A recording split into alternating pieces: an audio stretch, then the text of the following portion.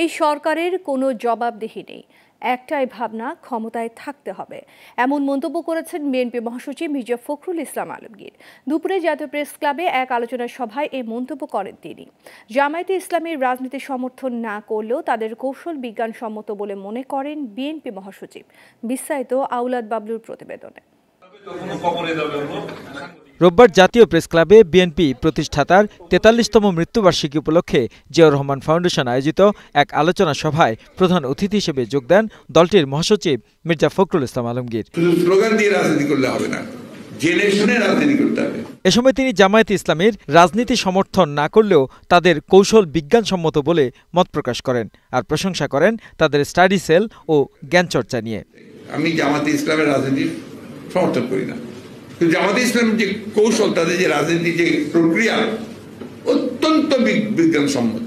ছাত্র শিবিরের প্রত্যেকটা সেল আছে, তাদের লেখাপড়া করতে হয়, বই পড়তে হয়, সেই বই পড়ে তাদেরকে উত্তর দিতে হয় এবং সেখানে দেখবেন যে তারা নিজেরা বই প্রকাশ করে, পত্রিকা প্রকাশ করে।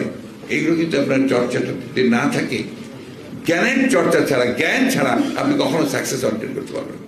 মির্জা ফখরুলের দাবি, যারা রাষ্ট্রের বড় দায়িত্বে তারাই লুটপাট করছে। তিনি বলেন, এ সরকারের কোনো জবাবদিহি নেই, একটাই ভাবনা ক্ষমতায় থাকতে হবে, তাই সব প্রতিষ্ঠান ধ্বংস করে রক্ষী তৈরি করা হচ্ছে। এখন আমাদের পত্রিকা খুললে আপনি লুট আর লুট আর লুট ছাড়া কিচ্ছু পাবেন না। তারপর কারা লুট করছে? যারা আমাদের সমাজের সবচেয়ে বড় দায়িত্বে, রাষ্ট্রের দায়িত্বে, তারা যারা আমাদের রক্ষা করবে, আইন শৃঙ্খলা রক্ষা বাহিনীর প্রধান, আইজি, তাদেরটা বেরিয়ে আসছে।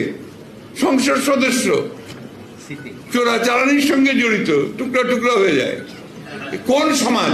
ভবিষ্যৎ প্রজন্মকে ঋণের বোঝায় ডুবিয়ে দেওয়া অভিযোগ তুলে মির্জা ফখরুল বলেন, মাথাপিছু ঋণ এখন ১,৫৫,০০০ টাকায় দাঁড়িয়েছে।